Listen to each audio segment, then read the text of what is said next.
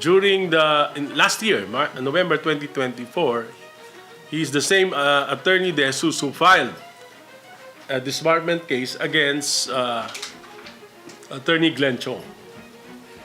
Kasi sinabi ni Attorney Glenn Chong, sasampalin niya si First Lady, di ba? O, yun na. Nag-file siya out of nowhere. So, hindi ko sinabing abogado siya. Ang sinabi ko, siya ang nag-file. Hindi ko alam kung ano yung motibo niya sa pagpapile. Ang sinabi niya, dahil hindi daw yan yung gawi ng isang member of the bar. So, out of nowhere, nabasa niya lang, hindi raw siya kilala, nabasa ko, hindi raw siya kilala. So, out of nowhere, nabasa niya lang, nag-file na siya ng disbarment.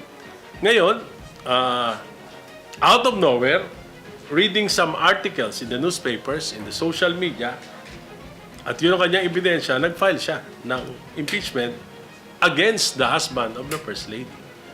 So, hindi ko makita yung logic dito dahil yung sinampa niya na impeachment complaint ay basura. 15 pages na walang mga ebidensya kundi mga news article. At sa tingin ko ay hindi ito wala ito sa forma at walang substance yung kanyang